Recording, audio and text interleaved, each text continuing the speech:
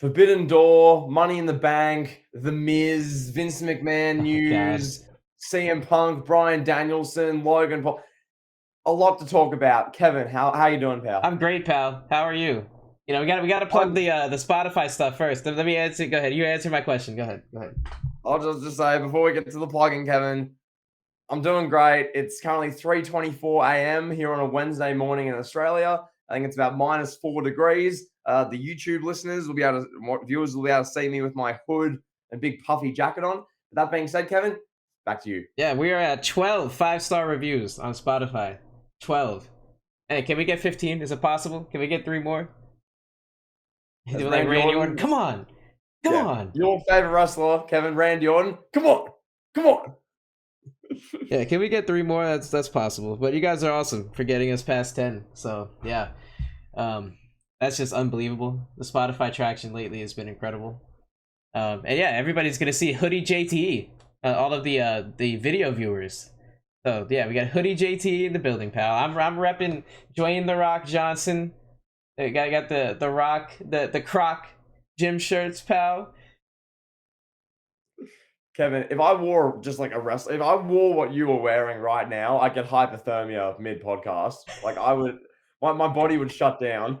So I'm here now, and we've got a big show ahead of us. So Kevin, I'm not going to waste any time. We're going to jump right into this. And you told me about this as soon as this happened, but you didn't give details. I want you to tell the listeners. Forbidden Door. Yep. It happened a few days ago now, as of when we're all listening to this. You have a story to tell us regarding your experience with Forbidden Door, so I'll throw it to you. Talk to us. Yes. So I watched Forbidden Door from Mexico. And I for purposes, for research purposes, right? I was watching it in Mexico, and yeah, I was like, I remember I was texting one of the group chats on Twitter. Brian's in there and some other close friends of the show, and I'm like, man, this is like what during the Legends match, the 6-man tag that was the buffer between Osprey and Omega, and the main event, Danielson and Okada. We had Chris Jericho calling Steve Borden a whore, and I'm like, bro, it's like 11:30 my time at this point, and I'm like, I can't take this anymore. Like, I have to go to sleep. This show is too long. It's a Sunday. I gotta be up in 5 hours. Like, I can't do this. And I tried to stick it through. I tried to watch the entire show. Jericho and Sting put me out. They put me asleep. They did. They put me asleep. So that's why the Elite Heat podcast yesterday on Monday was an hour late because I didn't get to upload the podcast the night before like I usually do. Had to upload it the day of.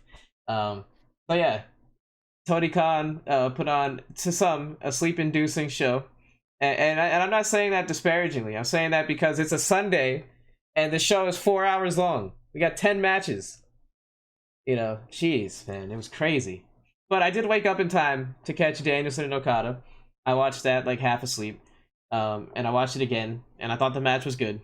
It was very good. It was actually quite impressive that Danielson wrestled that match with a broken forearm, or whatever they're calling the injury, with an injured forearm. That was just like, wow. Yeah. But what did you think of the show, pal?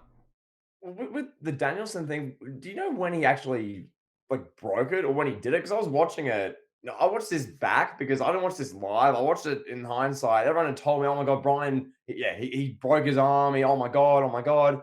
I was watching it thinking, okay, is this going to be like a Triple H Saudi Arabia 2018 where you can clearly see the moment the injury happens and it's like hard to watch from there? But I was watching this. The first 20 minutes of the match, it seemed like nothing was wrong that we could tell. And then he started like laboring and holding it the last like 5 to 8 minutes. So was there like just remind me, was there a spot in there? Because I didn't notice. I couldn't tell either. I couldn't tell. I thought he was just selling the injury. When they're like, oh, you got like Tony Schiavone, like, oh, he can't move his other arm. He can't lock him into the bell lock. I thought it was just storytelling. So I didn't notice it. I'm sure one of the viewers / listeners noticed. Somebody will let us know in the comments. So yeah, that's always appreciated.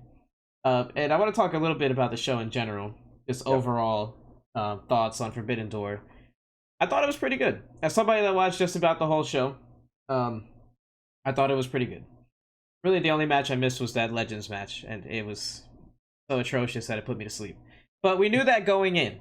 we knew going in it was not going to be a good match. It was going to be a novelty act. We'll say that.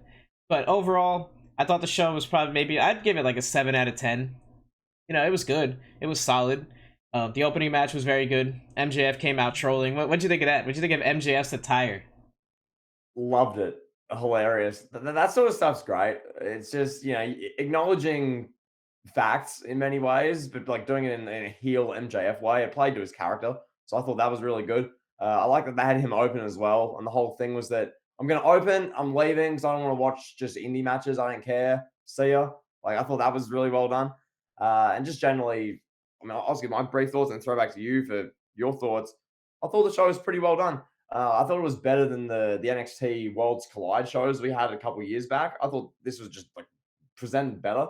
I like the fact they had like the Japanese ring announcer as well, and the way they presented the North American and the Japanese thing on the same like way. I thought the presentation of the set was good. The crowd was pretty into the show. We had our friend Pav there at the event, so I thought crowd was into it. The crowd made, especially that Osprey Omega match, the crowd made it top level. Really helped the match and really made it better. Because I feel like if, especially Osprey and Meg, if that happens in front of like a silent Japanese crowd, yeah, it's a great match, but it's nowhere near as good as this ended up being. So yeah, no, I enjoyed it. I like the Punk match as well. I thought the reaction Punk got was interesting. I don't know your thoughts on that, but yeah, overall, pretty good show, I'd say. Yeah, so I want to talk about Osprey Omega for a second before we talk about Yeah, Punk. That match was man, that match was really good, and it's to be expected. Those two guys, whenever they get in the ring, it's a spectacle. They mesh well. They have similar styles. They're two of the best wrestlers in the world, and yeah. we got what we got. But that spot where Osprey dropped Omega on his neck, oof, eh, ooh. I mean, I don't even know what to say. I was speechless watching it. I'm looking at that and I'm like, why? Like, what is the point of doing that? What does that accomplish for anyone involved?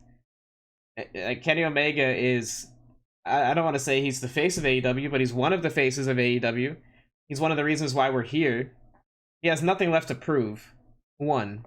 Two, he's like 40. I don't think he should be taking spots like that anymore. So, what did you think about it? Well, I was asking the same question. I saw that and thought, what is the purpose of this? Because that match would have been, I don't know what Meltzer's given it. It'll probably get 6, 7 stars. One of these matches, like the match will get incredible praise regardless of that spot. You don't need that for the match to be great. And the way the match was worked, how obviously the crowd was involved, the stuff with Callis late, just generally it's just the way the two guys work together. As you say, they're both just excellent at the in-ring component of wrestling. They're both some of the best ever at it, realistically, from that perspective. So it was a great match. It wasn't necessary. And that was one of the big things where there were a couple of spots on this show, mainly during that match with that one, where you just thought, eh, it's gonna be good without that, and that's just risk Omega's life for no real reason. Like, Yeah, literally. I don't know. It's interesting. But then, yeah, CM Punk, he's like a heel, I guess, in Canada. I don't really understand it. I mean, I know the Elite, they're like the softest fan base in wrestling. They have the softest fan base in wrestling, rather. So I understand why those guys would boo CM Punk. He's a heel to all Elite fans, to all of the Elite fans. I shouldn't say all Elite fans, but, what? oh, Kevin, oh, no, go on, Yeah. go on, go on. No, and he's a representation of like quote unquote real wrestling as the other side would label it. So they're like, oh, we only watch the Punk stuff or whatever, however that goes. Yeah, Um, I don't know. It makes for an interesting dynamic seeing him get booed and cheered. He's playing into it. But at some point, like, something's got to give with that. I don't think they can realistically go down this path of having CM Punk getting booed and cheered and this, like, cloud, this black cloud of, like, oh, he can't be in the same locker room as Kenny Omega and the Young Bucks. Something's got to give with that at some point. I yeah. don't I don't think it's like I don't think that's manageable in the long term future. Don't you think? I know. Like, was there ever Kevin? And you're a good wrestling historian with this. Obviously, most of your channel and your brand is stuff like this. I'll ask you: has this ever been a thing in WWE where the top stars just literally can't be on the same show? It's like if backstage there was such heat with Bret Hart and Shawn Michaels that they made a show on Saturday night for one of them. Like I don't know. I don't know. Like, has this ever been a thing? Because it seems like we're watching a wrestling first play out in front of our eyes with this CM Punk elite, how it's being managed, how Punk has to have his buddies on one new Saturday night show just to not be on Wednesday with the other guys who he has the beef with. And I don't know, has this ever something ever like this happened before or No, not really. I mean, no, not that I can think of. Bret Hart and Shawn Michaels is really the only like kind of parallel that you could even remotely draw. There's nothing else even in the similar ballpark. You know what I mean? It's that situation where those guys couldn't get along, but they still were able to go out and do business. But there was a lot of stuff leaking behind the scenes, and then a lot of that stuff played out on camera with like Shawn Michaels making the "sunny days" comment to Bret Hart, and Bret making fun of him proposing in a Playgirl magazine. So some of those things played out in real life, on camera, but aside from that, like, yeah, no, there's been nothing where it's like, oh, we're gonna have this guy on SmackDown and all his buddies. No, of course, there's nothing like that that's happened. But the Bret and Shawn thing is interesting just because Bret was like a heel in certain areas and he was a babyface internationally. So it's similar in that aspect, but nothing really like it. and pal, one thing I will say now as well, I was watching this show and I guess the lens I watch this through probably similar to yours, but I don't watch this show and think, "Oh my god, just wrestling." Oh my god, I'm watching it thinking, as far as what we discussed last show, like the power rankings of these AEW wrestlers. Who's the sort of top guy? Like what's the sort of hierarchy in AEW? Like this is the sort of thing I'm thinking while watching this show. So I've got a question for you. When I look at AEW, I think there are five real kind of top guys, you could argue. We discussed last show with CM Punk. Then Brian Danielson, who's main evented now in 2023, he main evented the first show Revolution against MJF in the Iron Man match. He main evented Double or Nothing in the Anarchy in the Arena, and then he main evented this show.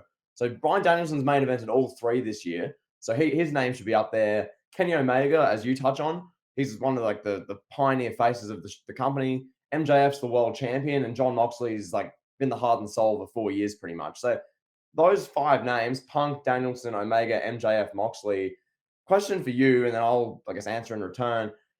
Out of those, is there like one clear top guy? Is Danielson, Punk the top guy? Like who's the kind of weakest of the five? Do you have one? Like what do we think? And it depends who you ask. The Yeah. the average everyday person is gonna look at AEW and they're gonna say, okay, CM Punk's the top guy, without question. They're gonna be like, that's the guy I know. I don't know anyone else. Never heard of Kenny Omega. Never heard of MJF. I know CM Punk. He's the top guy. Then there's the people that like WWE and like that style of wrestling that will say CM Punk as well. But then there's the elite fans that will say Kenny Omega. So it's really intriguing. And then John Moxley, I honestly I think John Moxley has a really good case to be the top guy. John Moxley's been the guy that's been there through and through. He wasn't like Punk taking time off, or Omega taking time off for injuries and brawls and what have you. John Moxley is through and through the pandemic. After the pandemic, he stepped up when Punk got hurt the first time, stepped in as interim champion, had a great summer last year. I think there's a case for him, but I think realistically, the top guy, the guy that's bringing the ratings, the guy that's bringing the merchandise sales, the guy that's drawing numbers on pay-per-view, that's CM Punk. And it's going to be him until he can't do it anymore. Nah, I tend to agree with you. I think last show, which was a couple days ago now, I think we discussed that Punk was the clear one, and then from there, who's next?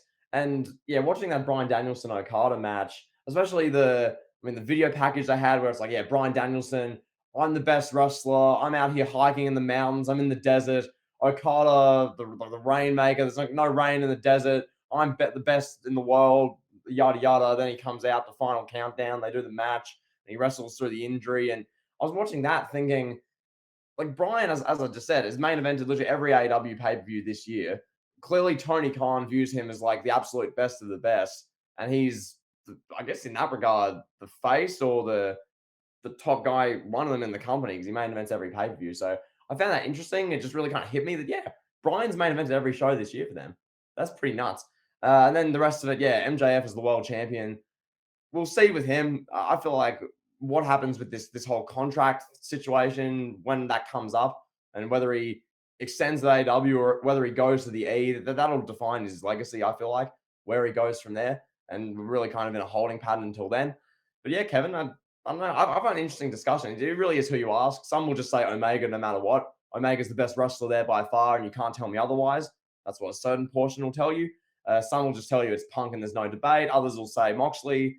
Yeah, I think I just thought that, and I thought it'd be worth a discussion. So there you Yeah, go. there's a good case for all of them. Daniel Bryan or Brian Danielson is up there for sure too. Like you said, I mean, you made the case for him, but he was already like a top guy in WWE for all those years, and then he comes to AEW and he fits AEW like a glove. It's a perfect fit, and he's shown that he's valuable in a lot of ways. I mean, he can main event pay-per-views, he can open pay-per-views, he can wrestle whoever, and it's exciting.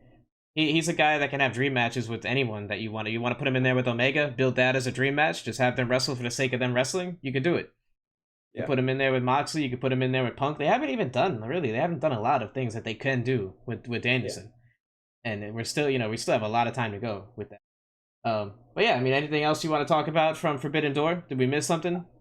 I mean, we covered really the main stuff there. The one thing I want to do just before we jump ship to, I mean, some WWA topics, pal. Jumping Just ship, pal. real quick, as far as how this show ranks, with Forbidden Door, because as you know, Kevin, as our podcast is, we try and give you what you need to know. Where does this show rank? Is this a show you like must watch? Is this show where does it rank compared to the 2023 pay-per-views and premium live events? I'll just start by saying I think 2023 thus far has been the best year for premium live events in I don't know how long. We've got AEW shows are consistently pretty good. I'd say as a blanket term on the whole. Some matches are excellent, but generally watchable, pretty good shows. WWE's premium live events are the best they've been since I don't even know how long. Everyone is worth watching and notable for a certain reason and feels big in its own right. So, yeah, I guess compared Kevin to WrestleMania 39, probably Revolution, Elimination Chamber, Backlash. Where does this show rank? I think you said a 7. You fell asleep in the Sting and Jericho match, but where would you rank it compared to them? Yeah, I mean, I'd give it a 7. Like I said, and I would say this is probably the best. No, not probably. This is the best AEW pay per view of the year so far. The most watchable. That's what I would rank it as. Like, if you're looking at, Double or Nothing was good, but Double or Nothing didn't have the same flow that Forbidden Door had. Revolution has some good matches. MJF versus Danielson, as we mentioned. But I just think Forbidden Door just flowed really well. Everything made sense from a booking standpoint, aside from the Jericho Sting stuff. We had Naito there. They threw him in there so they could say, okay, this is New Japan's involved somehow. Bring out Naito. Other than that, Forbidden Door, good stuff. Bro, imagine this Wednesday on Dynamite, Jericho grabs a mic and calls out Steve Borden again. Oh, man. Whew. Can't wait. Can't wait, pal. But yeah, I would say, like I said, Forbidden Door, best AEW pay-per-view of the year. Now, where does it rank amongst WWE pay-per-views? Or overall pay-per-views, if we're including WWE? That's a better question. Um, I don't know. I mean, what do you, like, what is it for you? Like, for me, WrestleMania 39, I think is the top of the top. I don't Yeah. think anything's beating that. And then I think I'd probably say Backlash, probably the second best show after that. Mhm. Yeah. But what do you think? I agree with that. I think if you're ranking them, I say WrestleMania 39 because of like the grandeur of it all, the spectacle, a lot of it just felt like a really big. It felt like a real WrestleMania this year, which is something now we're 3 months removed. I think it's a big like tick for WWE. That felt like a big show. And then for me, I look at Backlash and the Elimination Chamber. I thought both of them were really good in their own way. I think Forbidden Doors around there, maybe a tick below, just because I mean the main event. I don't know. This like the Forbidden Door show, as we discussed, it's very much sort of fantasy matches that don't really have that much bearing on the AEW product week to week. It's more so like a fantasy show of matches with Danielson Okada, Osprey Omega's rematch, and you got MJF Tanahashi and all these sort of bouts. So yeah, I probably rank Forbidden Door maybe I don't know third, fourth, something like that. I thought it was probably 7.5, 8 out of 10. I liked it a little bit more than you did. Maybe that's because I didn't watch it live on a Sunday night. I didn't fall asleep watching Jericho Sting. It's probably where my opinion comes from. I thought it was just show flowed well. I liked seeing generally most of the show. There were some parts where I was like and that part was probably the Tony Storm Willow match, and then the Sonata Jack Perry match. I was watching those just sort of like let's get to the next match. Yeah, that match bored me to tears too. That Sonata Jack Perry. Oh man. Like they've made New Japan has made the IWGP Heavyweight Championship so unimportant, and they just did it that like this is a big platform for them on an AEW pay per view, and they're like, here, you can have, you're gonna wrestle, our champion's gonna wrestle one of your jobbers. Go ahead, here you go.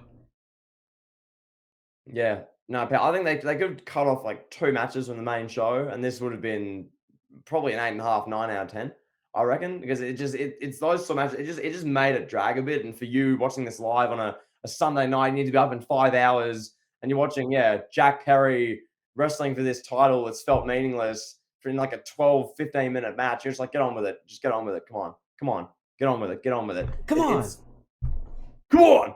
Come on. But yeah, that's my opinion, pal. Yep. Anything else on Forbidden Door, or do you want to move on? I want to talk about Collision just for like 3 minutes. Yes. So the second episode of AEW Collision is now in the bag, pal. It's in the books. Put it in the history books. CM Punk, CM Punk and his buddies collided on Saturday night for our viewing pleasure, and the ratings dropped significantly. There was a big ratings drop. So the first episode of Collision did a whopping, what was it? Let's see, whopping 832,000 viewers to watch CM Punk make his triumphant second return to wrestling. And then this week's episode of Collision got 595,000 viewers. Whew. Wow, what a decline. I mean, I predicted this. I said it would be like 400,000 viewers within like 3 months, but I mean, this is the second episode and they're already trending towards that 400,000 viewer number. I can't see the network and like anybody behind this financially and fiscally being behind having a second live show just for CM Punk and his buddies because he can't shake other grown men's hands. And then like I can't see them justifying this every week for the next like 2, 3, 4, 5 years. Like they're not going to generate ad revenue. You know, they're not even going to make enough to pay CM Punk his salary. The only way they can do this is if they have CM Punk and like a bunch of low budget wrestlers on the show. You know, it's just like CM Punk and a cast and crew from AEW Dark, and the show where Cody was calling people from his office, giving them tryouts, just people from those shows. Like what else are we gonna do? We can't put Bryan Danielson, MJF, John Moxley. Can't put those guys on this show. They're gonna make enough money to pay them all. Whack. Wow. That's big take from you. And no, sorry, just to clarify, can you please read the week 1 number and the week 2 number? Can you just read the numbers, please, back to back? Yeah. So week number 1 of CM Punk and his buddies colliding on Saturday night drew 832,000 viewers, and the second week, I should say, drew 595,000 viewers. Okay, I feel like the best sort of comparison for the numbers for this is probably NXT, as far as kind of where they should hope to get. Because Kevin, as you say, what do you think? Because that show during the 500,000s, where do you think Collision's sort of average is? Because NXT's has been around, I guess, 600,000. They've done 700 on a really good week, but generally in the 500s to 600 to 650. Collision. So that's the second episode, and I can't even crack 600,000 viewers. It's a Saturday night. It's Punk and his buddies. Where do you think? Like, what's your prediction? Let's make this. Let's do a little game now. Let's say, because it's the end of June, we'll give it 2.5 months. We'll say just after All In, after All Out. It's the middle of September. What rating is Collision doing? Like averaging? I'm gonna say they'll be averaging. I'll say 480. I think they'll be just a tick below 500. And then for Collision, they're like million, like how Dynamite's been. Oh, can they crack a million? Collision's million will be 500,000. It's like, can they crack 500K? No.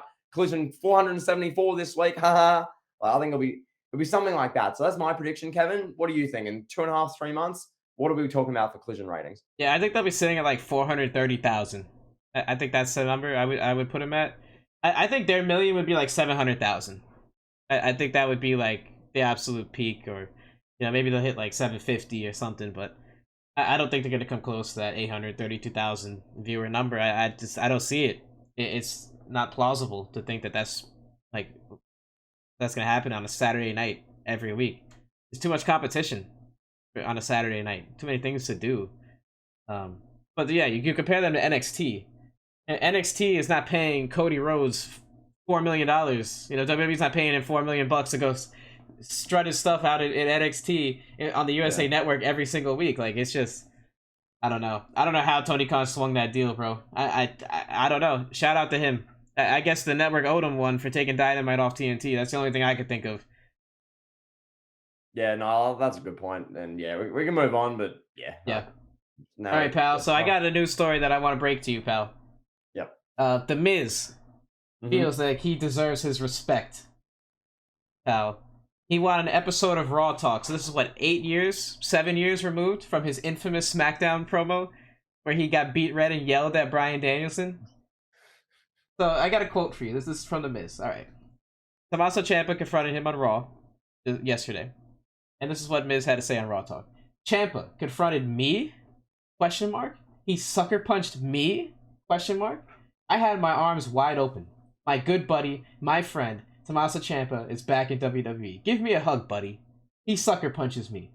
That's the thanks I get for everything I've done for him. For all the opportunities I've given him. He's mad that I didn't call him.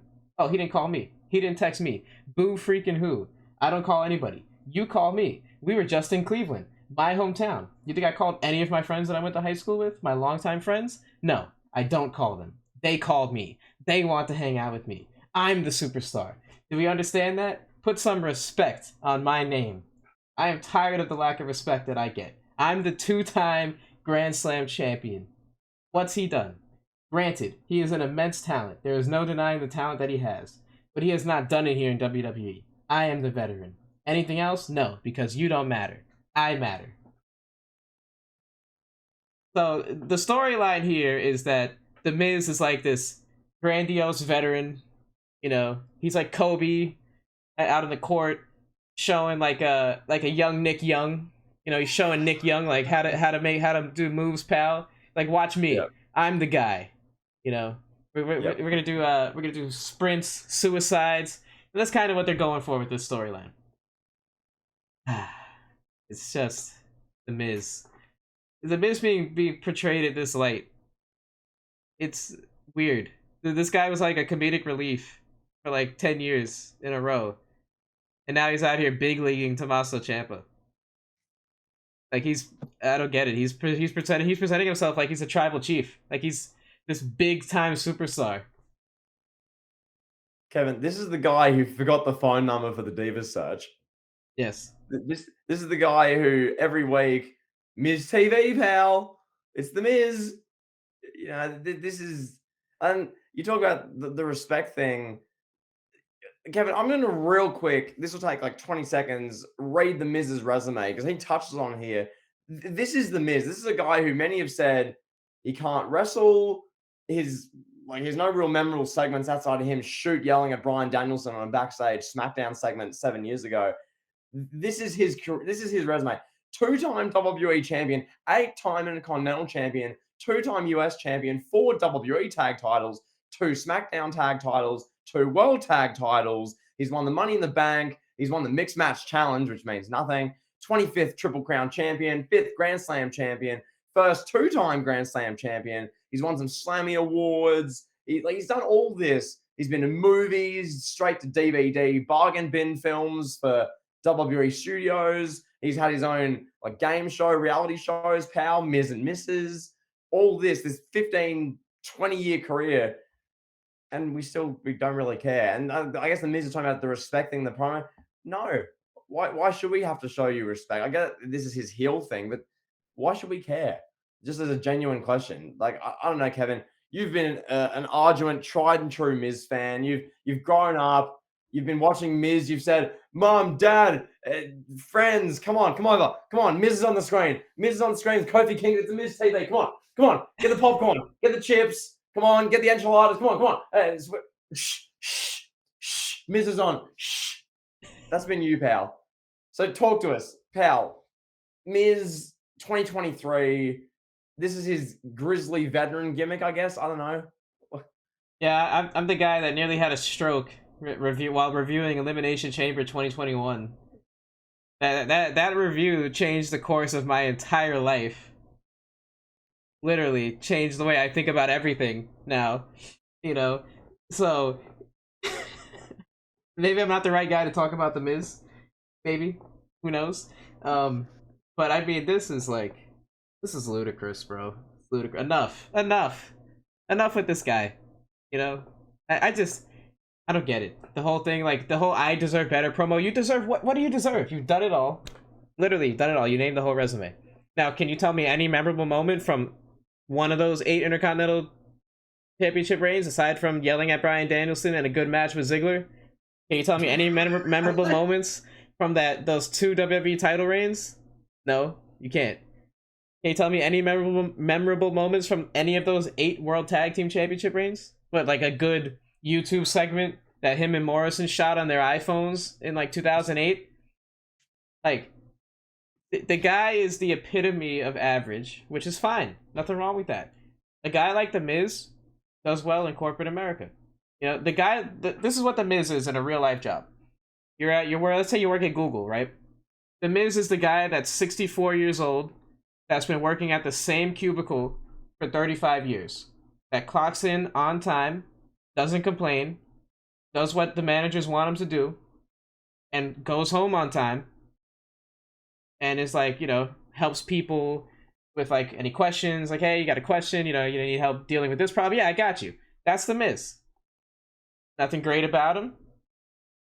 Nothing really bad about him. Am I right? Brilliant analogy. Brilliant analogy. That bang on, bang on. Yeah, it's basically when it comes to praising a guy like that, you're being told he's worked there a long time and he comes to work and he does his job fine and nothing outstanding. He does the job fine, and we must love him. And it's like, well, no, we don't. We like it's just And I just love one more thing. Your Elimination Chamber 2021 review, infamous. If you haven't seen that, or you don't know, you maybe you're a new elite listener, or you didn't see that review from Kevin. Legitimately, he nearly had an aneurysm and a stroke in the review. It was like an 8-minute Yeah. review. It was the first few minutes, it built in nicely, and then it was just him just being like, basically, I can't believe what I'm saying. I feel like it's 2011 all over again. I feel like I'm in like the 8th grade. I'm watching The Miz as WWE champion. Are you kidding me? Is this a dream? It was incredible. But Yeah. yeah, And, enough about this guy. in our life segment, I'll tell the story about how that changed my entire life. So that I think that's a juicy story. I think I can tell that one now. It's pretty safe. But yeah, now the transition. Let's talk about Vincent Kennedy McMahon, pal. Yes. Vince Jr., the booker, the owner. Let's give it up to him. Actually, matter of fact, let's applaud to him. Vincent Kennedy McMahon is back, making changes on the fly to SmackDown and Raw. Shout out to him. The greatest booker, the greatest mind in the history of pro wrestling is back doing what he does best. He's showing Paul Levesque how to run a show, pal. All right. I don't know what changes he made exactly to SmackDown and Raw, but I know he nixed like some Money in the Bank related matches and segments and was like, nah, this is what we're doing, pal. So for those of you that watched the show fully, I'm not gonna sit here and lie. Like I watched SmackDown and Raw and was tuned into every single second of it. You could probably attest that the quality of shows dipped in the ones that Vincent Kennedy McMahon had his hands directly in, being this yesterday's show and Friday's SmackDown. So any and all thoughts on the return of Vince Jr., pal? Oh, pal, very exciting. Just thrilling. No, I will say I caught a good bit of SmackDown, bits of Raw. I'm not going to say the shows were just way worse than usual. I'm not going to say they weren't that much different. I thought SmackDown was a typical Roman's not there. What can we do with the characters in the bloodline to make them somewhat interesting? What they did with Sheamus and Sikoa, I liked. I thought Sheamus is a perfect matchup for Sikoa, so I thought that was good. On the Raw side of things, Cody's dog pal, Pharaoh, and then I liked having Mello Hayes make his like Raw debut. I thought that was all done well, but just generally, yeah, nothing. If you miss Raw or you miss SmackDown for this past week, I'm not going to lie and say you missed much because you really didn't. You just missed a bit more Money in the Bank build. But Kevin, we're ready for Money in the Bank. We're ready to get to this big show. And I think that being said, are you ready to preview it, pal? Oh yeah, let's do it, pal. The only thing I'm going to say is that apparently Vince is going to have more creative control as the weeks go by. So I don't know. We got to enjoy the Paul Levesque era while we got it. I'll say that. All right. With that being said, this could be the very last Paul Levesque era PLE. Money in the Bank 2023. Let's get to it, pal. All right. Go ahead. Kevin, so are you calling it now on the show? Is Wrestling Uncovered Kevin saying the SummerSlam 2023's main event will be Roman Reigns versus Brock Lesnar again. Oh no, I'm not. I'm not gonna go that far. No, no, not ready to go there yet. Yep. All right, Anyway, pal. I'll just ask you Go just ahead. to kick this off. We ask this for every preview, but I think it's just a really good, relevant question. Where's your excitement? Where's your interest level for this show? You can give us a number out of 10, but just generally, Money in the Bank 2023, this weekend, where's your interest? I'm gonna go like a flat 5.5 on my interest level for this show. I'm just not into it. I'm not into the Money in the Bank thing. Gunther versus Matt Riddle doesn't really do it for me. The match will be good, I know, but do I want to watch Gunther beat up a cokehead for like 20 minutes? I don't know. You know, um, Ronda Rousey is Shayna Baszler versus Liv Morgan and Raquel Rodriguez. I mean, it sounds like a good time to go get fried chicken. I'm definitely interested in the Bloodline versus the Usos match. That's honestly the only match that I'm really super looking forward to, and the men's Money in the Bank. Men's Money in the Bank's gonna be good. I would say it's those two matches that are carrying the show. But like my interest level is not that high because I can kind of forecast what we're gonna get from both matches. You know, you can kind of see how the Bloodline thing is gonna go. I don't know what possible swerves they could throw at us. Like the only thing I could think of is like Paul Heyman just walking out on Roman, leaving Roman to die, and then Paul Heyman just being like, "Yeah, I accepted a job offer at AEW, done," or whatever. Like that's the only like real like wild card I could see happening with the Bloodline stuff. And then the men's Money in the Bank. I mean, if it's not Logan Paul, I don't know who else is gonna win it. What's the point of having Logan Paul there if he's not gonna win? And then you're gonna give what? You're gonna give LA Knight the briefcase to have LA Knight get a buddy and cash in on the tag team titles? I know. And Kevin, I think we need to start on this. The LA Knight thing, I've seen a lot of people that I know just saying LA Knight must win. Why? For what? I know. For what? Like, Seth Rollins has the world heavyweight title. The whole thing with him is that he'll challenge anyone. LA Knight can just wrestle Seth Rollins. Are you gonna have LA Knight face Roman Reigns? Really? Is that what Really? Kevin? I was thinking Really? of this.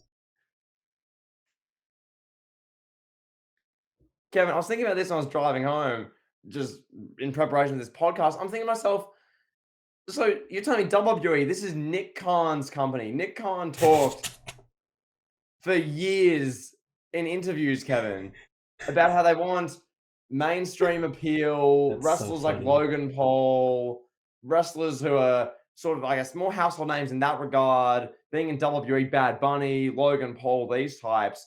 You're telling me in a match where Logan Paul is like the only wrestler who's made us, for instance, really care that they're going to have LA Knight win?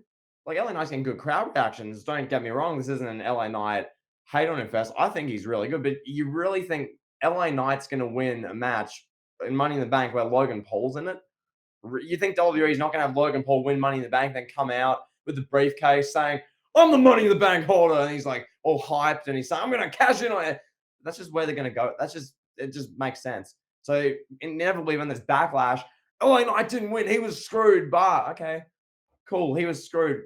Okay, LA Knight wins. Then what? Seth Rollins is doing open challenges for everyone and their mother. So you don't need Money in the Bank to face Seth Rollins. Roman Reigns, is LA Knight going to beat Roman Reigns? Really? So he's not going to win it. Really? Logan's going to win. Over to you, pal. Talk to us. What? No, I was just going to, I finished my point anyway, but yeah. What do you think? You know, like my Miz impression? He deserves better. He's been disrespected, pal. Yeah, for those of you that can't see, I'm leaning into my microphone. To get a more connection, pal, with the Miz impression, you know? So men's Money in the Bank. Well, let's just talk about that. Let's just. Yep. You already said the nail on the head. You said everything I wanted to say about LA Knight and then some.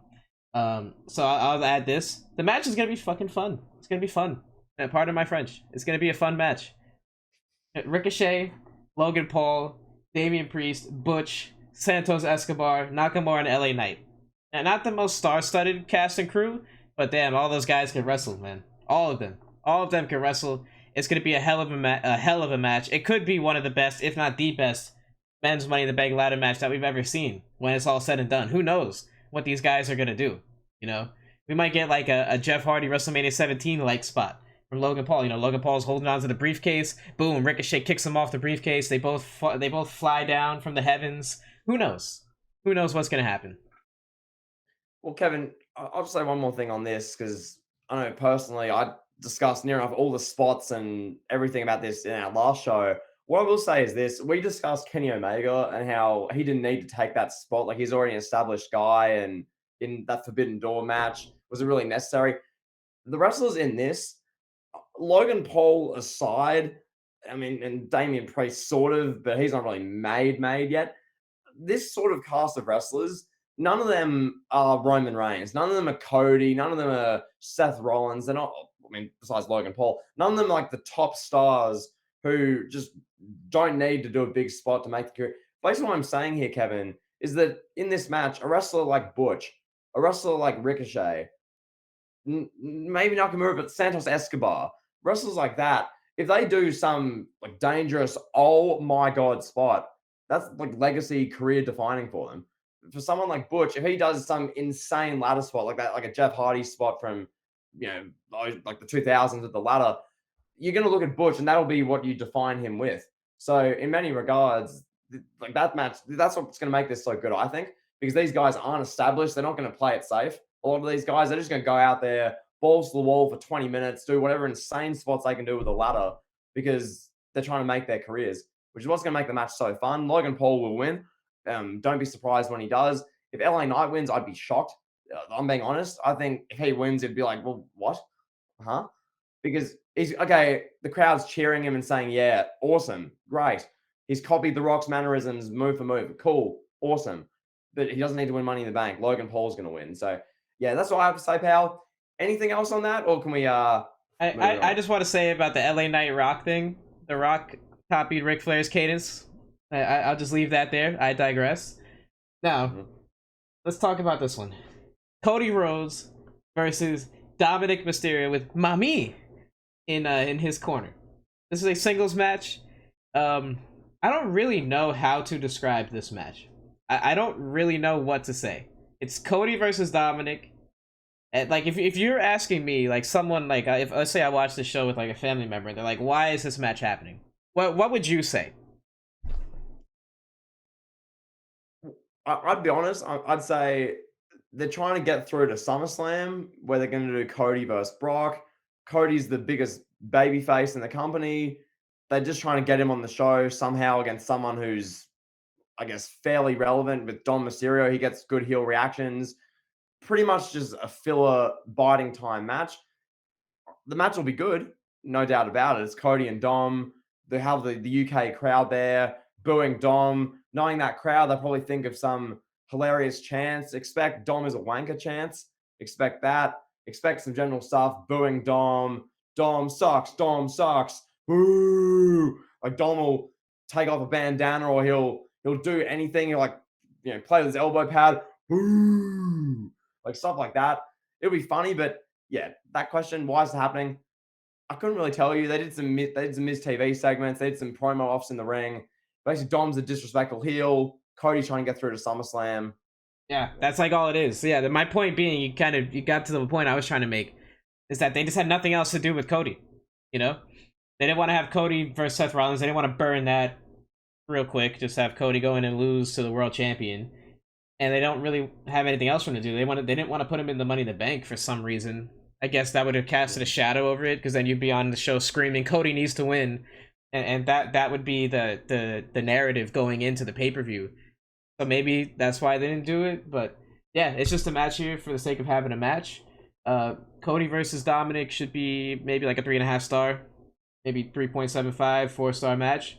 I'm not expecting anything to like blow my socks off. I'm not expecting to have the way I view wrestling changed and perspective altering moments.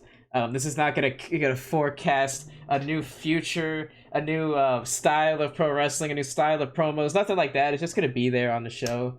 And yeah, I digress. Go So ahead, pal. you don't think this match is going to be Savage Steamboat? No, no, I do not know. I know, I know, Yeah. I know, I know. A lot of people love Cody. That's probably gonna upset a lot of people. But no, this is not gonna be Savage Steamboat. Val, what's your prediction for who wins? And how do you think this ends? I think Cody wins clean. I think that's the Okay. only way to do it. Maybe they could do something where like I don't know. It seems like they're kind of setting up for Brandy to make an appearance. They could have Brandy come out and slap Rhea Ripley. I mean, we got the dog, we got the Pharaoh. You know, Rhea Ripley's Yeah, out there.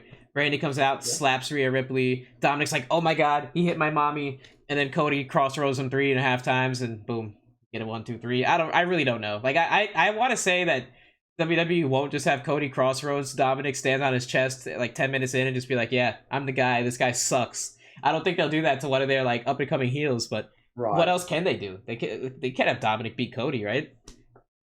I think they can. I think Brock comes down and costs Cody the match, Yeah, and Dom that wins. yeah, I forgot about that. There's And then always what the I think Brock they appearance. do, then what they could do is have literally for months Dom singers, "I beat Cody Rhodes, I beat Cody Rhodes, I beat Cody. I didn't need the bloodline to beat him. I beat Cody clean, And then Rhea Ripley's like, my man, he beat Cody Rhodes. That's just their new thing.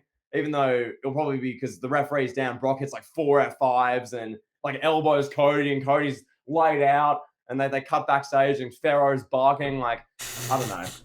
You I don't know. think But yeah, Kevin, what are the odds that Brandy comes out and calls Rhea Ripley a white bitch at any point? oh, don't even put that in the universe, Kevin. If that happens, I'll take back everything I said about Cody needing to win at WrestleMania. If Thank that you. happens, I will redact everything I've said, and I'll try and take down our Cody Rhodes Roman Reigns debates because oh my god, if that happens 3 months after WrestleMania, we got Cody versus Dom, non-title, random match on a pay-per-view. Brandy comes out screaming, there's AEW like you've got Pharaohs getting in segments. It might as well be just AEW Cody Rhodes. So I'll apologize to you for my argument if that happens, but hopefully not. Hopefully Brock just comes down, assaults Cody, maybe Dom flukes a win, and that's all we hear about for 6 months. Yeah, everything I predicted would come true at that point about Cody going off the rails. As soon as Brandy comes out on TV, it's over. That's it. Forget it. Cody's done. He's washed. All right, let's talk about the women's tag team match. Ronda Rousey and Shayna Baszler versus Liv Morgan and Raquel Rodriguez. I'm not sure who's asking for this. Any listeners? Are any of you asking for this? Any of you actively listening to this and watching WWE and requesting Ronda Rousey and Shayna Baszler to defend their tag team titles? Are we requesting them to be champions still? They've been champions for what, 4 months now?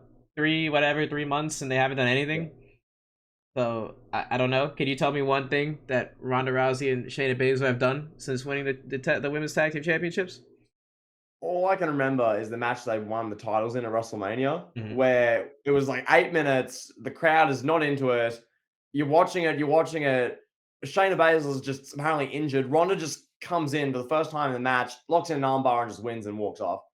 So that was a great way to start this run. We're now 3 months later, Kevin, and as you perfectly say, kind of what's happened since. Like, where are we at? Liv Morgan returned, and Raquel Rodriguez has a back. That's really the storyline. Raquel does the lat spread. That's quite literally the storyline. So this match, Kevin, as you perfectly summed up earlier in the show, this will be me getting KFC. This will be your chance to have the bathroom break, go outside, get a bit of fresh air. You can like all our listeners or anyone watching the show can drop and give 20 push-ups while this match is going on. Like So it's just wait. sort of Are you there. insinuating that me and our listeners don't touch grass, pal? No, I'm just saying it's a chance for anyone to get fit at the power. I did a push-up challenge in June. I did 3,123 days. So Whew. push-ups in my life, pal. But point being, this match is just sort of there. And as you touch on, what's Kevin, you mentioned Dom and Cody. What about this match? Will this match have cataclysmic, savage steamboat-like ramifications on wrestling, Kevin? Will you be telling your kids, your grandkids in 25 years saying, look, I did a podcast. It was called Elite Heat. It went for X amount of years. It was a legendary wrestling podcast. Millions listened. And the match that defined it all was Raquel and Liv. Raquel, whose gimmick is that she does the lat spread, versus Shayna Baszler and Ronda Rousey, women's tag titles, Money in the Bank, London. That match is the cherry on top of my podcasting, my wrestling fandom. Will that be you, pal? That is ludicrous. That is so ludicrous. Maybe it will be. Maybe this match will knock my socks off, pal. Maybe this match will usher in a new era of women's wrestling. We don't know. Now, let's talk about this match. What I do know about this one is this going to be a good match. and that is the women's Money in the Bank ladder match. It's gonna be Yes. good, regardless of who's in there. It's gonna be fun. You know, we've got Io Sky, Trish Stratus, Bailey, Becky Lynch, Zoe Stark, and Zelina Vega. Now I'll ask you, which one is not like the other in comparison of that entire roster? Fill that in. I'll leave that up for interpretation. Um, I don't really know what's gonna happen here. I personally want to see Trish Stratus win. I Yeah. think that'd be great. Trish Stratus just coming out for 9 months with the Money in the Bank briefcase. Like, yeah, I'm the bad bitch. I'm the OG. I'm the one. Yeah. I can still do this at 50 better than all of you at 20. Like that'd be good. That's good content, you Yeah. know. And then she could have like her and Bailey do like a tug of war over the briefcase in September. You know, Bailey's like, "Give it to me, give it to me." You know, whatever. They can do tons of fun Yeah. stuff with Trish Stratus as Miss Money in the Bank. So yeah, Yeah. I just go to predictions. What do you think, pal? Oh, I fully agree with you. I think Trish is the best option. They can do a bunch of fun segments. They can do a segment. I don't know what they call it. I'll think of some good name. But Trish is in the ring, does the usual promo, and then goes, "Something's in the briefcase. What's in the briefcase? I'm going to open it up for you Oh guys. no! Oh What's in no! there?" And Oh then no! she can open it up. It can be like embarrassing photos of Becky Lynch or I don't know what. They can do a bunch of stuff with it. They can have her. I thought you were going somewhere else with this. That's all I'll say. Really? Okay. Yeah, I was I'll thinking Seth Rollins 2014. No, no, no, no. We're not going there. We're not going to Kobe Lopez and those leaked photos from 2015. Kevin, what I will say is this: Trish Stratus coming out with the Money in the Bank briefcase, literally coming out saying, "Acknowledge me, I'm the one." I think that'd be hilarious. I think that'd be great. Compared to who else is in this match, I look at Zelina Vega. She had her big like 2023 career-making moment at Backlash against Rhea Ripley and involved the LWO. She's sort of, I guess, more made this year. She's already, elevated enough. Becky Lynch is Becky Lynch. She's probably, in my opinion, the biggest star of the last 10 years of women's wrestling. She's like the star, so she doesn't really need it. Zoe Stark, she just got there. They don't need to give her Money in the Bank right away. Bailey, I mean, maybe, but you don't really need to. Bailey's made. She had her 2020 run where she was like the face of women's wrestling, so she doesn't really need an Io Sky. She's still, I guess, I feel like still building. And what are you really going to do with Io Sky as Money in the Bank? Is she going to come out, cut 20-minute promos, scathing promos about, Bianca Belair, Asuka, Rhea Ripley? Like, not really. So Trish winning makes the most sense. She can cut the promos of the briefcase, being a heel, saying, "I'm going to cash in on X," or maybe I'm not. Haha, you have to wait and see. Acknowledge me. I'm the one. I was here 20 years ago. Vince McMahon, never mind. I'm not going to go there. The power. There you go. All Thank good. you, pal. All right, now let's talk Gunther versus Riddle for the Intercontinental Championship. So what's the storyline for this? I've not been paying too close attention. Do you know? Is it just Gunther's upset that Riddle does coke? Like what is the storyline Um, here? to put it very simply, Gunther's pissed off because Riddle doesn't respect wrestling and respect the ring, and Gunther thinks he's a clown, Oh yeah, basically. yeah, I remember. Okay, that jogs my Yeah, memory so now. the storyline's Yeah. actually Gunther's annoyed and he's angered by Riddle being like I mean, whatever term you want to throw out. You've used a few of them in this podcast alone. Cokehead. Uh, yeah, that's basically where this at. That's basically where it's at. And once That's again, this match awesome. will be it's Gunther. Shame him. Triple H, Paul Levesque, Nick Khan, shame him like they did to Jeff Hardy in 2020 and in 2009 with CM Punk. I'm sorry, I'm interrupting you, but shame him. Great. Good. No, I was just gonna say, yeah, this match will be probably 10, 12 minutes. Good match. Gunther will retain. He'll keep building towards being the longest reigning IC champion ever. Riddle will not win this match, but Riddle's a perfect opponent for Gunther. Guys like this, I mean, Gunther can make anyone interesting. He made Ali pretty interesting at Night of Champions. So, yeah, Gunther's a G. The match will be good, but we know who will win. I wonder what the Vegas odds are for Riddle winning this match, but yeah, Let me check there that you out. go. What are the odds we get a Randall Keith Orton appearance? Well, Kevin, I'll touch on this now while you pull that up. As far as surprise returns, because this is a big show. It's in London. I think as far as surprise returns, out of these three, do you think any of Drew McIntyre, Brock Lesnar, or Randy Orton will return? I think Randy Orton's the best way. What you said? You said Randy Orton, Drew McIntyre, and who? Brock Lesnar. Yeah, I think Randy Orton's the best. No, actually, yeah, no. I don't know. I don't Really? know. Oh, I I'm gonna. I want to say Brock, but like Brock's been on every pay per view, so like I don't know if they're gonna Yeah. have him again. maybe, but I think Randy Orton. Yeah, I'd say he's the guy.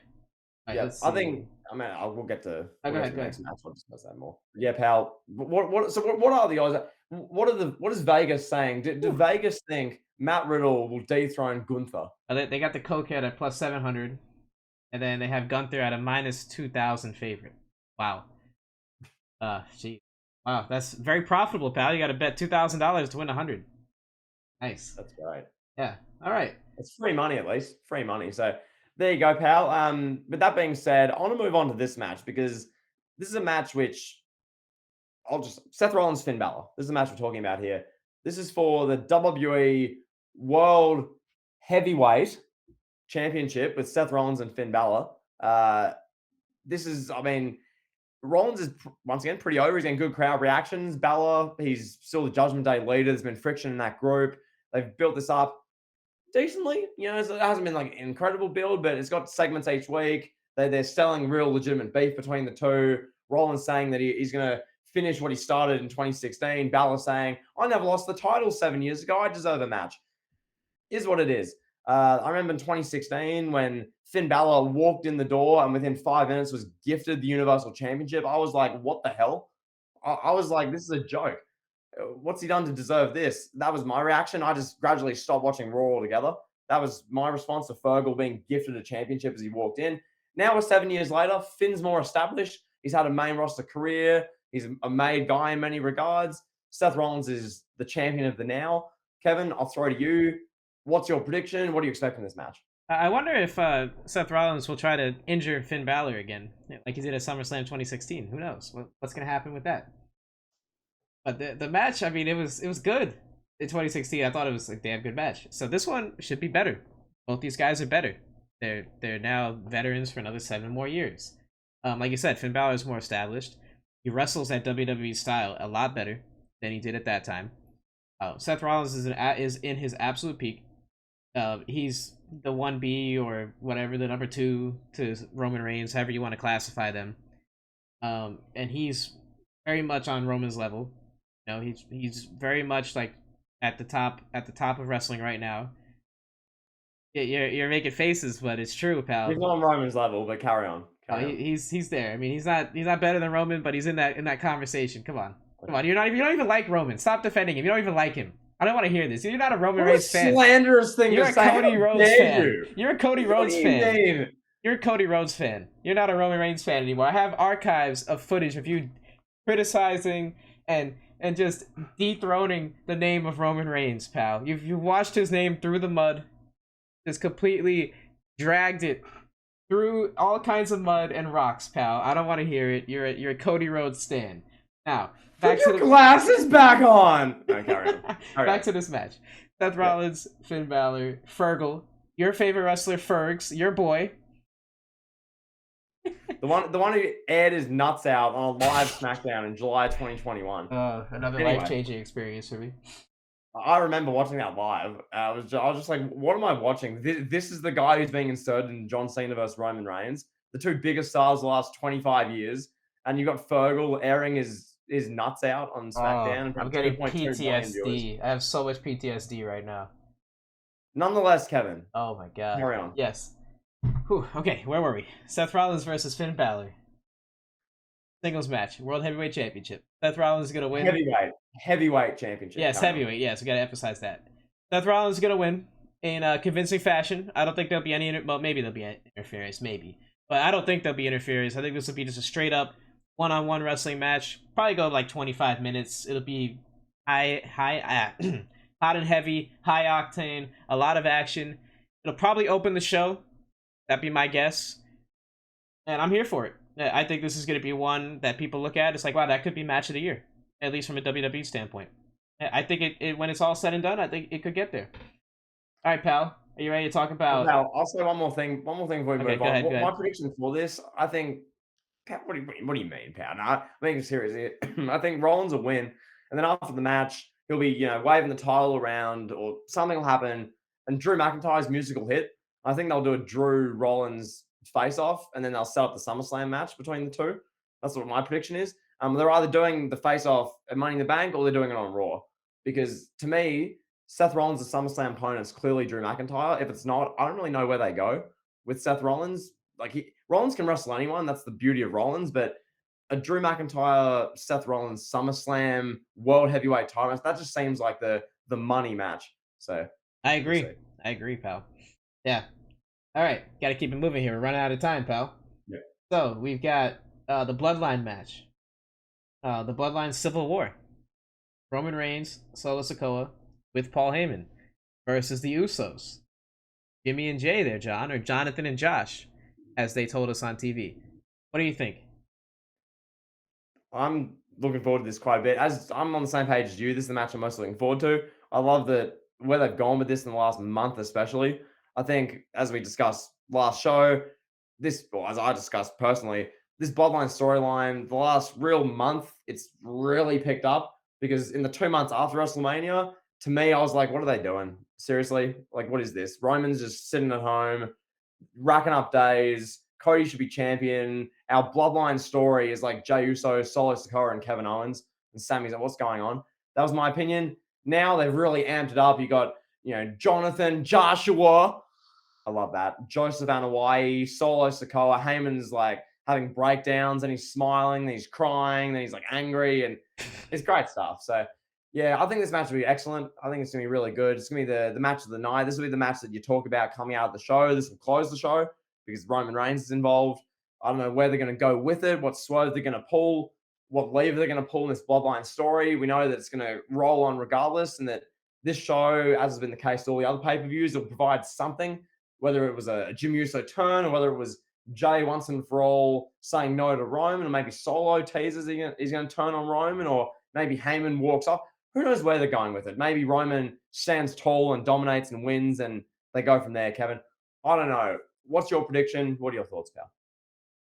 I don't know. This was kind of hard to predict because there's not a lot of circumstances or stakes on the line, really. It's just like it's almost like that Civil War movie where it's just like Iron Man and Captain America, they're gonna fight because it has to happen. It's just like that. Like there's no titles on the line. There's no like pride or anything. I mean, the Usos already left the bloodline, so we know that. It's not like they're fighting to stay in the bloodline or anything like that. I expect this just to be balls against the wall, an incredible tag team match. We're gonna get some great spots. I'm sure Roman will do the top rope plancha, and we'll get stuff like that going crazy. Um, I don't know. Prediction wise, it's hard to imagine Roman losing on pay per view.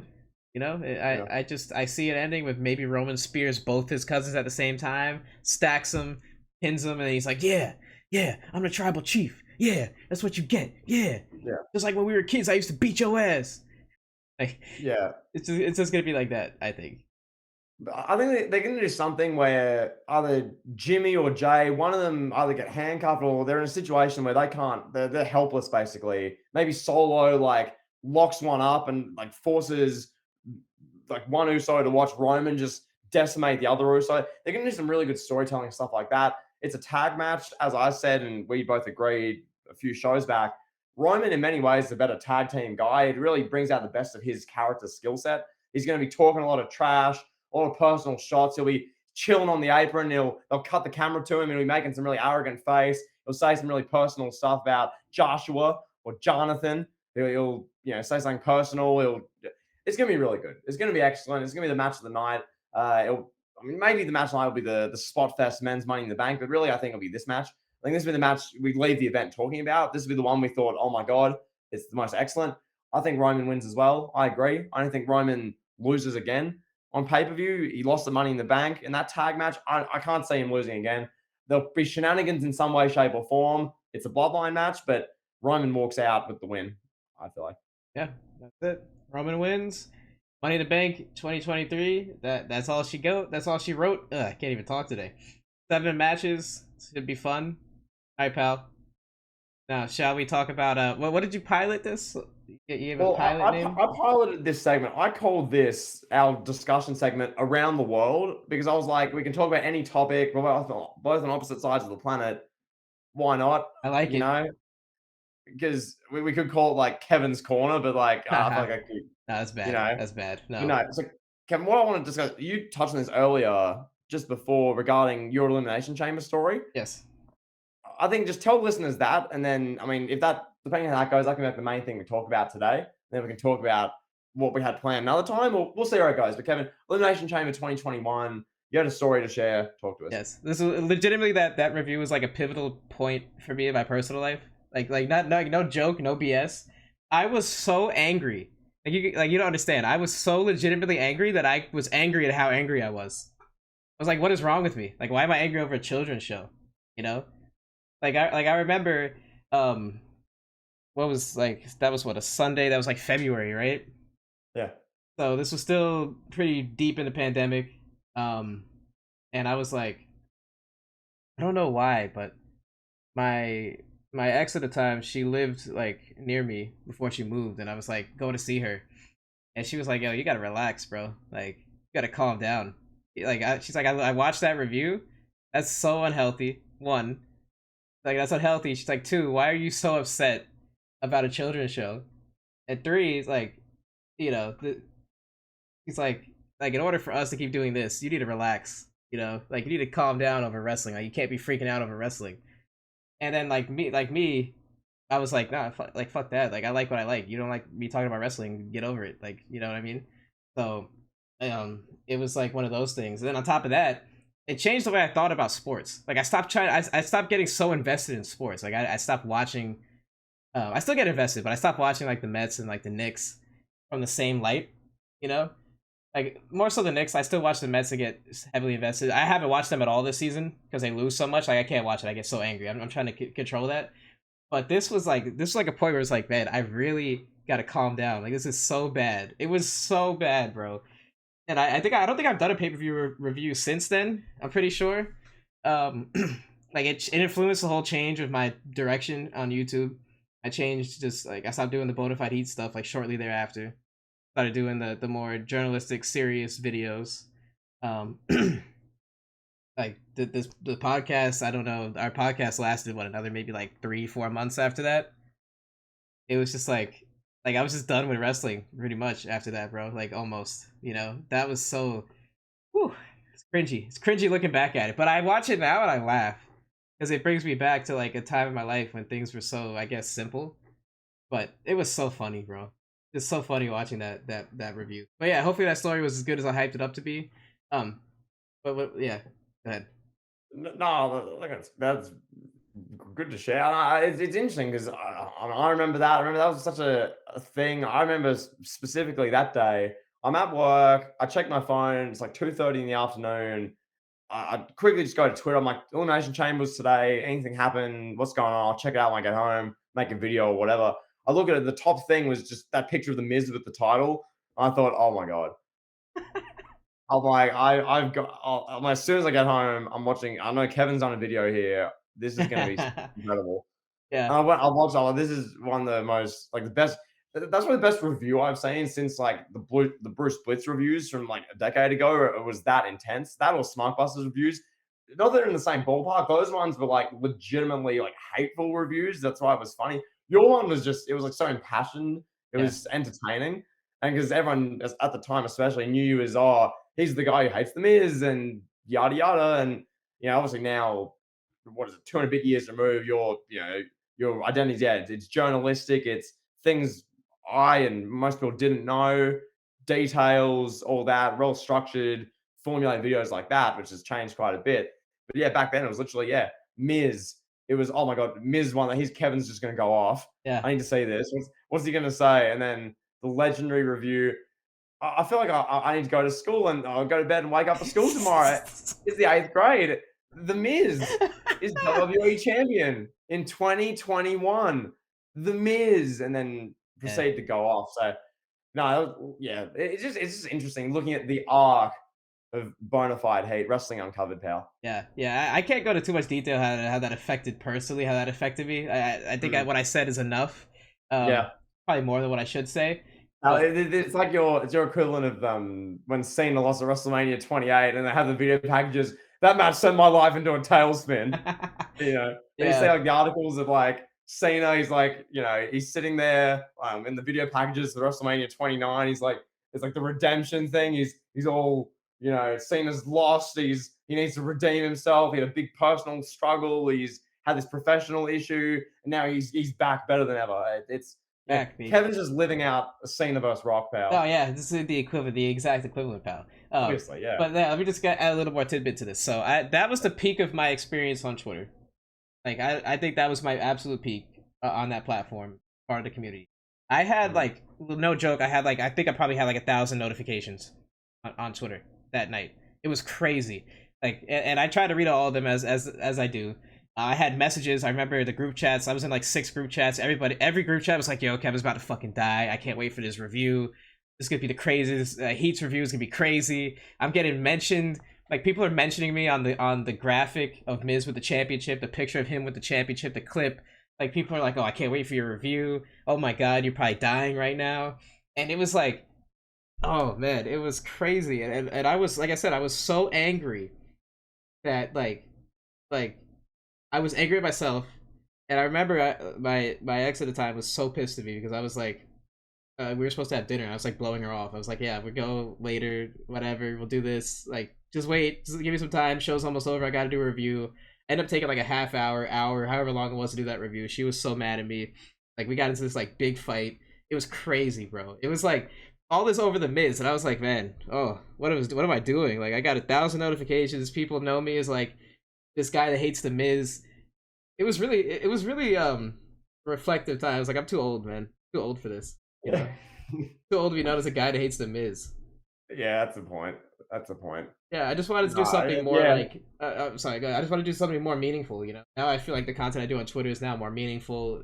And the content I do on YouTube and this podcast, everything's more meaningful. So it's pivotal, pal. And then just yeah, with now coming full circle, that like your content now, for instance, and you're not telling me to say this. Like I think your content is really good now. It's phenomenal. And Thank you. not saying it was. It's enjoyable for different reasons. The stuff I watch now, I get genuine value out of. Like I watched, for instance, the RVD video, and obviously for me at least, I knew RVD there was an arrest and that his career was sort of derailed from being a main event top guy. I didn't know details. I don't know specifics. I don't know why. I don't know what happened. But thanks to the video you make and on these all these topics, which for between like 5 and 10 minutes, I get filled in. It doesn't drag. Some people, if they were doing that same video you did, it goes 30 minutes, it goes an hour, and it's like a long form, long winded thing. Just like our podcast, you're straight to the point with it. What do I need to know? Presented well, the music, new music, Kevin, on the videos. I see that. I see that. Yeah, Okay. yeah. It's not the MJF music that Trish Stratus bark like a dog in 2001. But no, like it was good. I like the format, so there you go, pal. Appreciate A that, late pal. backslapping hate, pal. There you Yeah, go. I appreciate that, pal. I appreciate it. Yeah, wow, it's crazy, man. It's crazy, crazy. That was like, dude, that was like, everybody loves me for it too. That's the thing. It's like every time I hear like somebody in the group chat on Twitter was like, "Oh, please send me that video," because like I private it now. They're like, "Send it to me." I was like, "Here, sure, whatever." I get like a little PTSD in the back of my brain, Yeah. you know. Um, but yeah, it showed me that quality is better. Like quality, like focus on putting stuff out there that people really can gravitate to. Yeah. You know what I mean? So and that affects me in Yeah. every aspect of life. So Well, then, and one other thing also, like, I think anyone who's done YouTube to the level we have, or for like the length of time, because I started making kind of end of 2019, and yeah, it's sort of tailed off in the last year and a bit, just because in many regards with me, I've sort of done all the video ideas I want to do, and I've made a bunch of content where I look at it and go, like that, like if what I want to keep, if I want to keep going, it's just going to be me just doing these same ideas over and over, or trying new ideas. I'm not like desperate to try. Like I can make documentaries. Like I can do like I want to do like a Hulk Hogan career documentary. That's been done. We've seen that. Why would someone care to watch me do one, which is going to take like 25 hours to make, sort of thing? So that's sort of where I'm at in the regard. But what I was saying there, if you've done it for as long as we have, you've had ideas, moments, videos where you've thought, and you kind of look back and it's like a not defining time, but you go, what I sort of done. I remember one time I was doing in 2020 in June or July, saying Undertaker 10,000 times. And I remember I was recording that. That took 2 hours of me saying The Undertaker.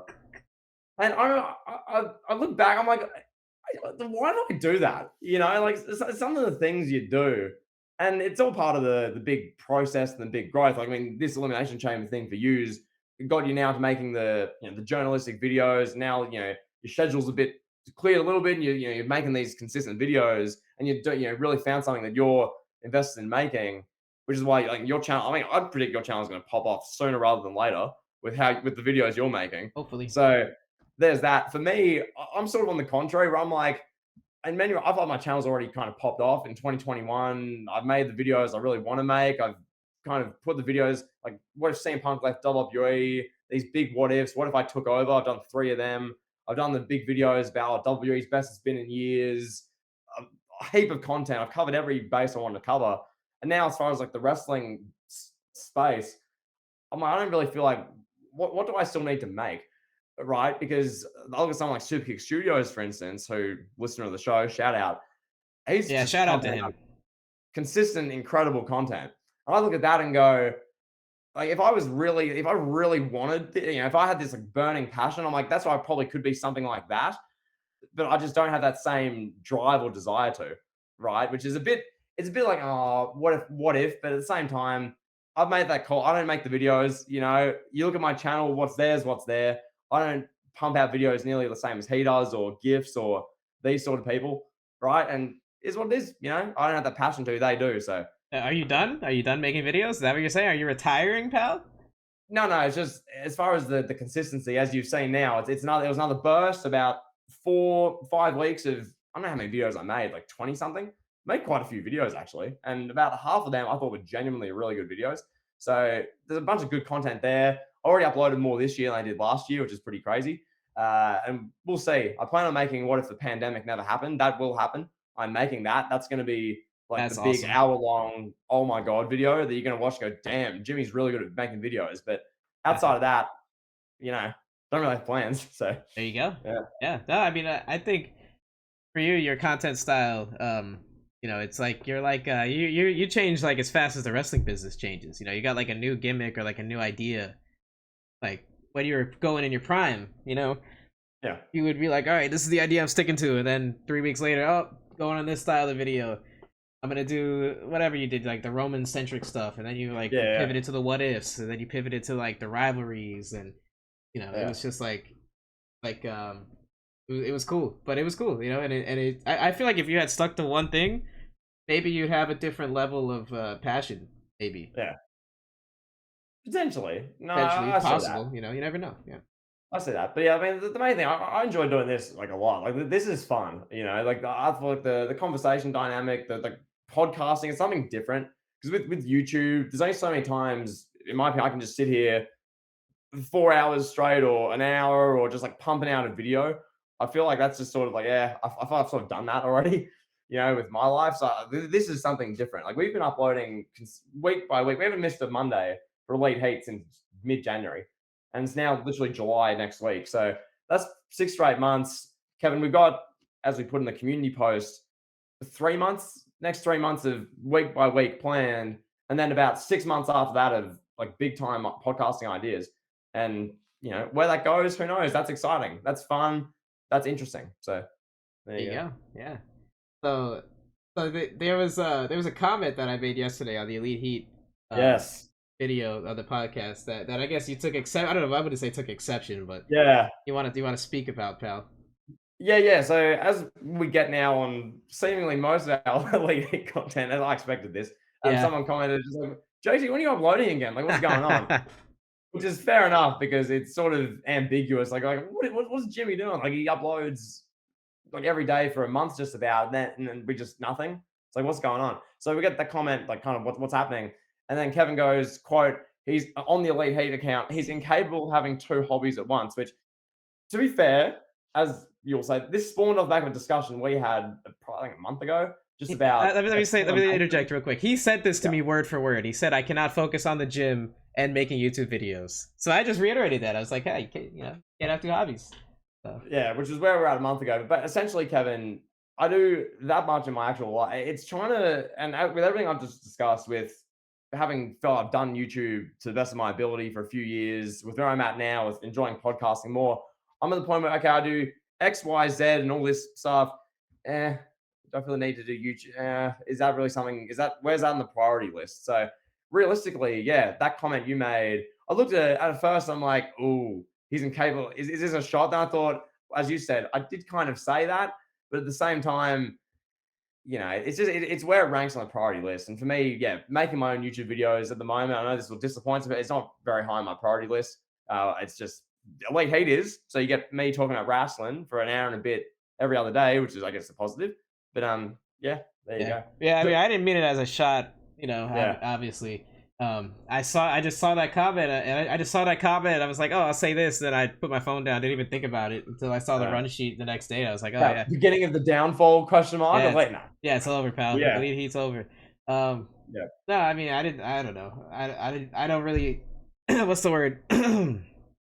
I don't know what I'm trying to say, but You just I said nothing really in it. You just sort of commented, put your phone down, and moved on, sort of thing. yeah, Like, yeah. I didn't think yeah, yeah, I didn't really think that it would be taken any kind of way. I thought it'd be taken as like a joke or yeah, whatever. I mean, I meant it as a joke. But yeah. obviously you could go to the gym and make videos. Like it's Yeah. anybody can That's do what it. it played into our discussion well for our around the world segment this week. I thought it'd be Yeah. good. So there you go, pal. But wait, Anything wait, else wait, in wait, terms of wait, wait, wait, wait, wait. What are your other hobbies, pal? You can't leave us on a cliffhanger. okay, so a week in my life. So basically, if just I'm gonna paint the picture so you know. So I work full time. So what I'll do is generally start getting ready for work about 6:30 a.m. in the morning. I'll leave at 7:10. I drive about 35 minutes to get to work. Workday starts at 8, goes till 5 p.m. So 8 a.m. till 5 p.m. Leave, go home at 5:30, 5:40. So that's about an 11-hour block from about 6:30 to 5:30 with like the main part of the day. And then elsewhere from there, in the past month, it's been me doing push-ups and just generally doing this challenge like mental health awareness, but generally gym and fitness there. I did a marathon earlier this year, which that took 6, 7 months to train for. That was like the whole back end of last year, first 4 months of this year, doing like, I don't even know, in miles, 40, 50 miles of running a week, which was something. That was quite the challenge. And now I just do weekly running generally. We do a late heat. I don't count this as like a thing where I'm like, oh, I've got to do that. This is fun. I'll wake up at 3 a.m. as I have for this to do it. I don't care. That's fun. I do football coaching. I coach like 60 kids with football. That's the sort of thing. Like I'm an engaging personality. I can explain things fairly well. So I do You're a that. you're a football coach. Yeah, I know. So Oh, wait, I'll it's coach. soccer. Soccer or No, you? no, no. As in AFL, so Australian Oh, rules. okay, okay. So yeah, between like literally 4 to like 8 years old, like that bracket. Like I'm like I'm basically like a PE teacher. Only That's it's for funny. like one sport. So I do that. I think I'm fairly good. I get really good reviews on that. So there's that, which is the main priority. Obviously, your social life, family life, all that sort of thing. And then as a result, as everything, I just the laundry list of stuff. Then I'm like, yeah, I feel like making a YouTube video about something I've probably talked about already. Nah. That's sort of where we got. So that's just a bit of I guess, an answer, some clarity for the listeners. That's my life basically. Because right now it's 4:47 a.m. on a Wednesday morning. We'll finish this. I'll probably have another hour nap before I go to work. That's like an 11-hour block, as I said. Get home. Probably going to go to the gym. Maybe wind down for half an hour, have dinner, and go to bed again. That's sort of like how my life works. So yeah. So coaching, working out, and running. Those hobbies. I get really the main hobby, yeah, the main one. So I get the most like fulfillment out of the kind of the coaching, giving back sort of thing, Yeah, that's cool. because when it comes to the fitness thing, I don't know. We can maybe have a discussion another time, or we can carry on here. There's only so much you can do with fitness. It's like you feel good about yourself, you feel strong, you feel fit. That's really the main thing. Redundant. I know that it's like, okay, will I be any inherently happier? Will it matter to my life if I can bench press 5 kilos extra? And we've had this discussion. If my running time is 10 seconds quicker, will that make my life that much different? Well, no. It's how you feel about yourself generally within that space. So yeah, No, so pal, you yeah. mean to tell us that you don't want to do all those things you're doing, run a marathon, get back home at like 10 o'clock, right? You don't want to make a video before you have dinner, and then get prepared to get up at 6:30 again in the morning. You don't want to spend 2 hours to make a video, pal. Pal, I don't want to run on 4 hours sleep for a full time job and all the other stuff I do to make a video about how Liv Morgan deserves better and should be pushed. You know, and like it's Oh just man. it's a priorities thing. Like 3 years ago, when I was in year 12, that was 2020. I was in 12th grade, and then 2021 when it was like COVID, and it was like my first year out of school. That was when like I was like really going at YouTube because I was like, this, really fun. I want to see where I can take the channel. Whereas like now with my life, I'm like, yeah, like I'll make the YouTube videos sparingly when I can, when I have time, when I have a long weekend, for instance, or when my schedule opens up a bit or that sort of thing. I'll try and knuckle down and make a video. But elsewhere, it's like, well, so You there go. we go. All right. Well, I guess that's it for this week's episode, pal. Yeah, Yes, yes, that's yeah, been a good preview, pal. That's been a good hour and whatever preview. yeah. Hour There and we 20 go. minutes, pal. All right. We'll talk to you guys on the next one. Thank you all for listening so much. Peace.